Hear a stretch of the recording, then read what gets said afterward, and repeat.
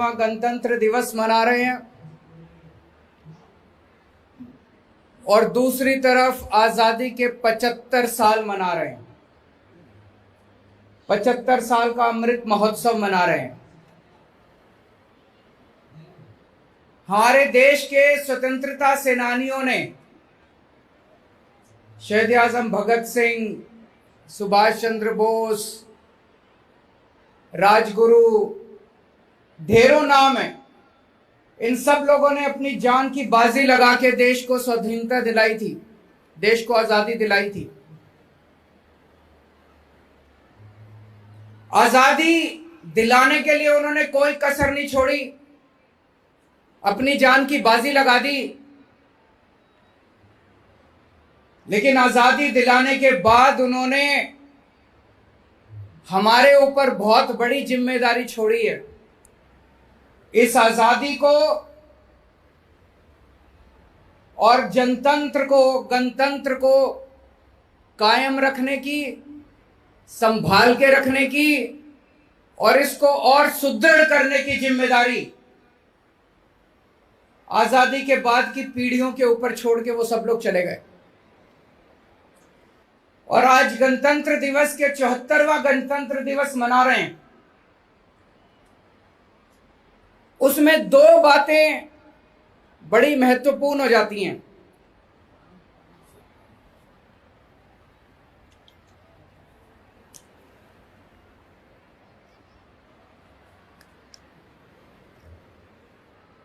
एक तरफ हम आजकल मीडिया में पढ़ते हैं, सोशल मीडिया में भी खूब देखते हैं, सुनते हैं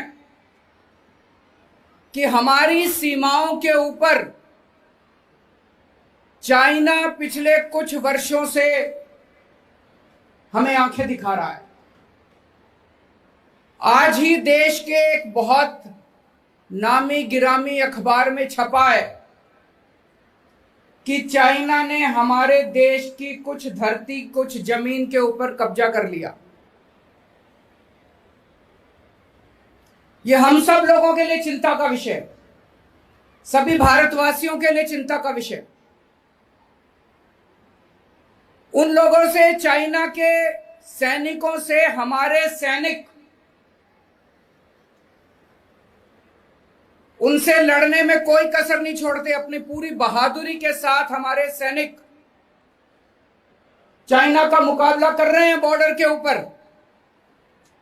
एक तरफ हमारे सैनिक चाइना का मुकाबला कर रहे हैं बॉर्डर के ऊपर, तो दूसरी तरफ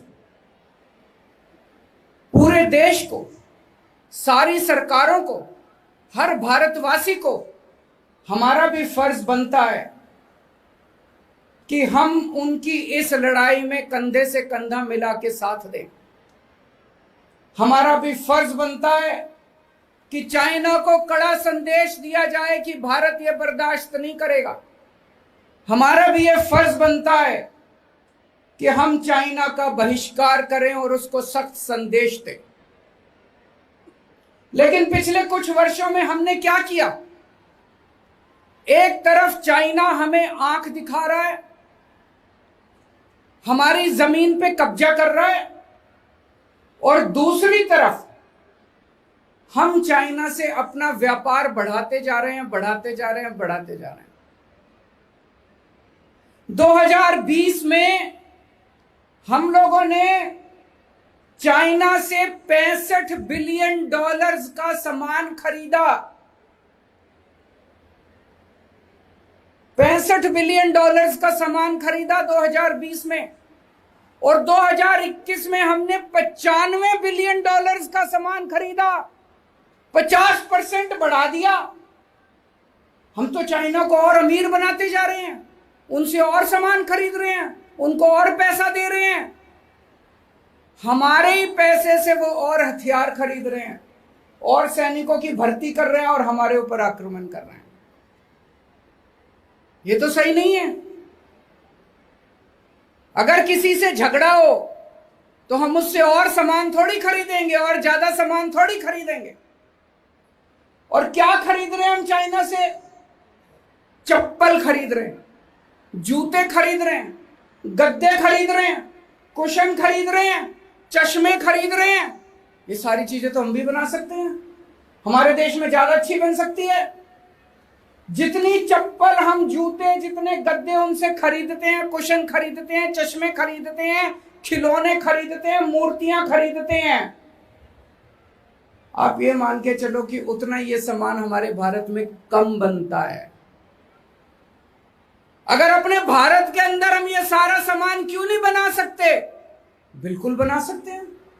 हमारे भारत में क्या कमी है? चप्पलें खूब बनती हैं और बननी चाहिए, गद्दे खूब बनते हैं, कुशन खूब बनते हैं, तकिए खूब बनते हैं, मूर्तियां खूब बनती हैं, खिलौने खूब बनते हैं।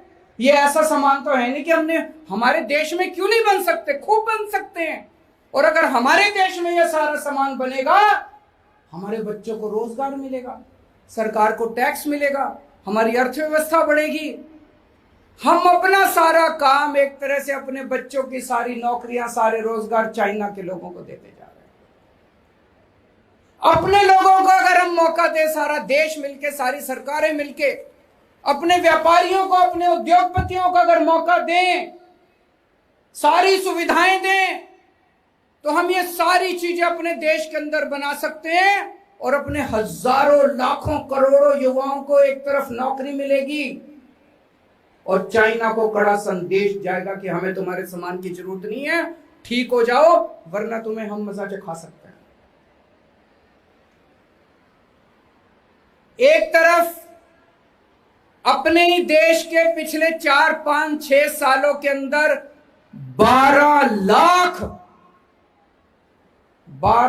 व्यापारी, उद्योगपति अपना देश छोड़ के चले गए, भारत छोड़ के बाहर चले गए, अपनी व्यवस्था से परेशान होके, अपनी एजेंसी से परेशान होके, अपने व्यापारियों को, उद्योगपतियों को हमने इतना दुखी कर रखा है, इतने तंग आ चुके हैं अपने देश के अंदर व्यापारी और उद्योगपति के, अपने देश में धंधा करना मुश्किल हो गया। लोग छोड़ के, भारत छोड़ के जा रहे हैं। 12 लाख लोग पिछले 5 साल के अंदर भारत छोड़ के चले गए।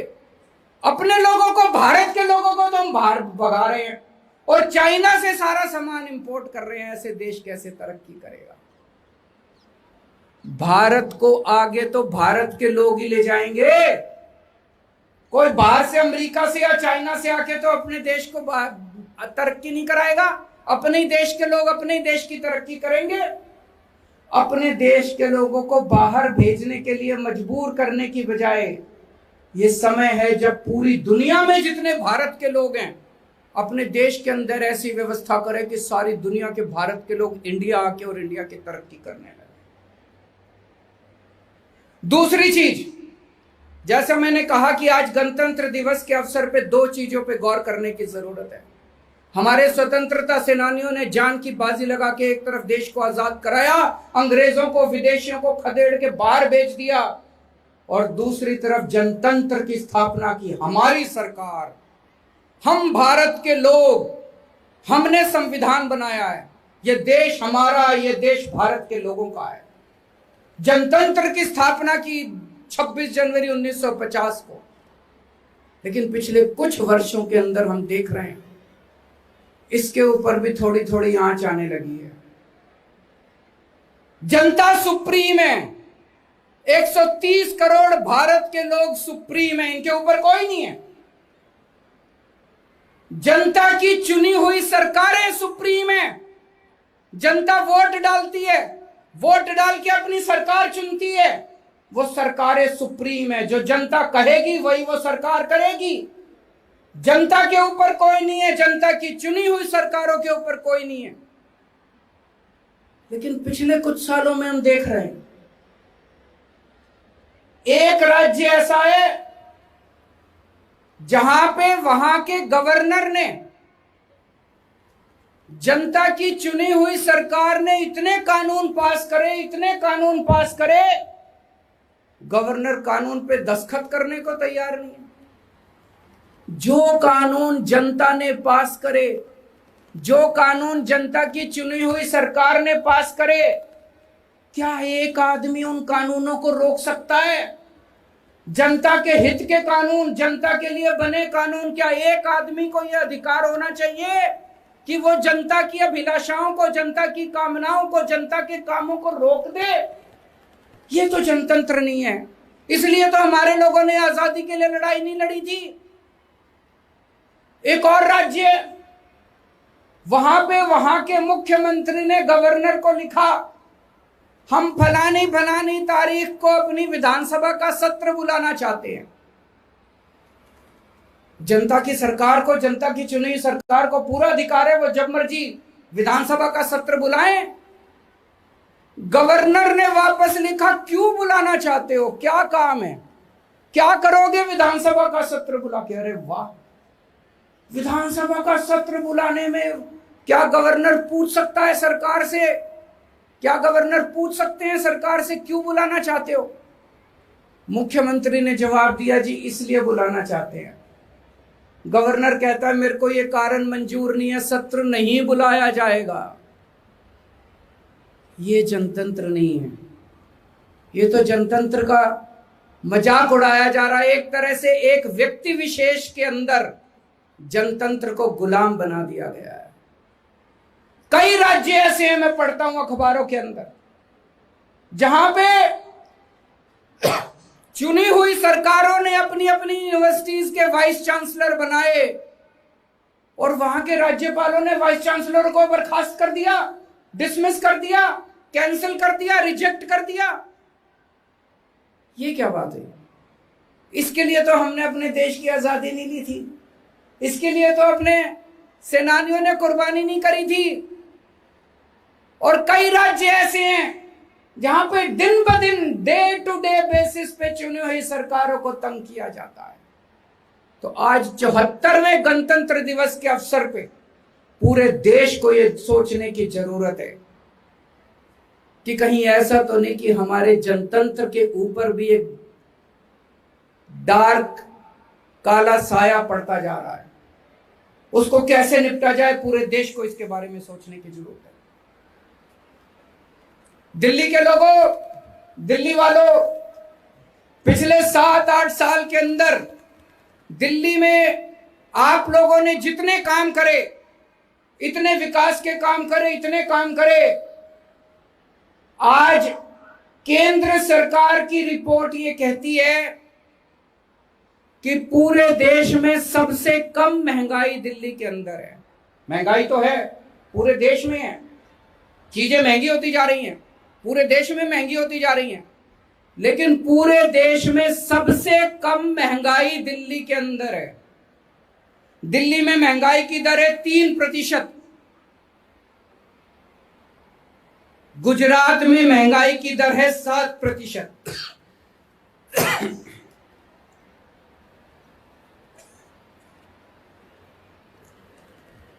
हरियाणा में महंगाई की दर है 7.8%, 2.5 गुना दिल्ली से ज्यादा महंगाई है हरियाणा में। मध्य प्रदेश में 7.5%, मध्य प्रदेश में भी दिल्ली से 2.5 गुना ज्यादा महंगाई है। अगर कोई चीज दिल्ली में 100 रुपए की बिकती है तो हरियाणा में और मध्य प्रदेश में 250 रुपए की बिकती है। उत्तर प्रदेश में 6.8%।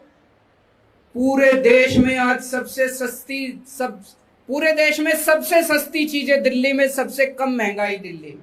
क्यों? आज दिल्ली में बिजली मुफ्त है, आज दिल्ली में पानी मुफ्त है, आज दिल्ली में शानदार सरकारी स्कूल हैं और सरकारी स्कूलों में सारी शिक्षा मुफ्त है। आज दिल्ली में सारी सरकार स्वास्थ्य सेवाएं मुफ्त है। आपको कितनी भी बड़ी बीमारी हो जाए, सरकारी अस्पताल में चले जाओ, सारा इलाज, सारे टेस्ट, सारी दवाइयां, सारे ऑपरेशन, सब कुछ मुफ्त है। महिलाओं के लिए बसों का सफर मुफ्त है, तीर्थ यात्रा मुफ्त है, बुजुर्गों को तीर्थ यात्रा करा के लाते हैं, तीर्थ यात्रा मुफ्त है, राशन मुफ्त है। तो खाने की, बिजली, पानी, शिक्षा, स्वास्थ्य, बसों का सफर और तीर्थ यात्रा, ये सारी चीजें दिल्ली में मुफ्त हैं, जिसकी वजह से आज सबसे कम महंगाई दिल्ली के अंदर है। दोस्तों, मेरी केंद्र सरकार से एक अपील है और इसको ये माना जाए कि शायद पूरे देश के लोगों की अपील है। पिछले 1 साल के अंदर कई सारी खाने पीने की चीजें जैसे दही, दूध और भी बहुत सारी खाने पीने की चीजें, गेहूं, इन चीजों के ऊपर जीएसटी लगा दिया गया। इनके ऊपर जीएसटी लगाने से ये सारी खाने पीने की चीजें बहुत महंगी हो गई। एक आम आदमी के लिए आज अपना घर का खर्चा चलाना मुश्किल होता जा रहा है। पहले इन चीजों के ऊपर जीएसटी नहीं होता था, अब जीएसटी लगने की वजह से ये सारी चीजें महंगी हो गई हैं। मुझे पूरी उम्मीद है कि केंद्र सरकार इन सब चीजों से जीएसटी हटा के और देश के लोगों को बहुत बड़ी राहत देगी, महंगाई से राहत देगी। जीएसटी के सिलसिले में मेरी कई व्यापारियों से भी बात होती है। आज जीएसटी जिस तरह से लागू किया जा रहा है, इसमें ढेरों कमियां हैं। हमारे देश का व्यापारी टैक्स देना चाहता है, 99% से ज्यादा व्यापारी टैक्स देना चाहते हैं, ईमानदारी से काम करना चाहते हैं, ईमानदारी से टैक्स देना चाहते हैं। लेकिन इतनी कठिन, इतनी जटिल व्यवस्था हम लोगों ने बना दी कि कई बार न चाहते हुए भी व्यापारी को थोड़ा सा उल्टा सीधा करना पड़ता है। हमें ईमानदार व्यापारियों की मदद करनी चाहिए। पूरे जीएसटी के सिस्टम को सिंप्लीफाई करने की जरूरत है, सिंपल बनाने की जरूरत है, ताकि व्यापारी इजी, आसानी से जीएसटी दे सकें और जीएसटी प्रणाली को लागू कर सकें। अभी 3-4 दिन पहले मैं तेलंगाना गया था। तेलंगाना के मुख्यमंत्री ने बुलाया था, वहां पे 4 मुख्यमंत्री आए थे। तेलंगाना सरकार ने एक बहुत शानदार कार्यक्रम शुरू किया है। तेलंगाना में 4 करोड़ की जनसंख्या है। उन्होंने 4 करोड़ लोगों की आंखों का टेस्ट करवा रहे हैं। वो सारे, हर आदमी, बच्चा, बूढ़ा आदमी, औरत, जवान, गरीब, अमीर, सबकी आंखों का फ्री में टेस्ट करा रहे हैं। बहुत अच्छी बात है। जिन जिन की आंखों में कुछ गड़बड़ निकलेगी और लगेगा चश्मे की जरूरत है, सरकार उनको फ्री में चश्मा देगी। बहुत अच्छी बात है। और अगर जरूरत पड़ेगी, जिन जिन लोगों को जरूरत पड़ेगी, उनको सरकार फ्री में उनका ऑपरेशन करवाएगी। तो एक तरह से पूरे तेलंगाना में 4 करोड़ लोगों की आंखों का ख्याल सरकार फ्री में रखने जा रही है। मुझे बहुत अच्छा लगा देख के, और मैंने वहीं ऐलान किया मैं दिल्ली में भी इसको लागू करूंगा। दिल्ली के अपने 2-2.5 करोड़ लोगों की सबकी आंखों का फ्री में हम टेस्टिंग कराएंगे, फ्री में चश्मे देंगे, फ्री में उनका ऑपरेशन कराएंगे। मुझे लगता है हमें सब लोगों को एक दूसरे से सीखने की जरूरत है। आज तेलंगाना ने यह काम करा, हम सीख के आए, हम दिल्ली में करेंगे। पंजाब के मुख्यमंत्री भगवंत मान साहब ने भी वहीं पे ऐलान करा कि पंजाब में भी करेंगे। दिल्ली में हमने मोहल्ला क्लिनिक बनाए। तेलंगाना के मुख्यमंत्री साहब यहां पे मोहल्ला क्लिनिक देखने आए, उन्होंने वहां जाके उसको चालू किया। दिल्ली में हमने स्कूल अच्छे कर दिए। तमिलनाडु के मुख्यमंत्री स्टैलिन साहब दिल्ली आए, उन्होंने दिल्ली के सरकारी स्कूल देखे, उनको बड़ा अच्छा लगा, उन्होंने जाके अपने सरकारी स्कूल अच्छे करने चालू कर दिए।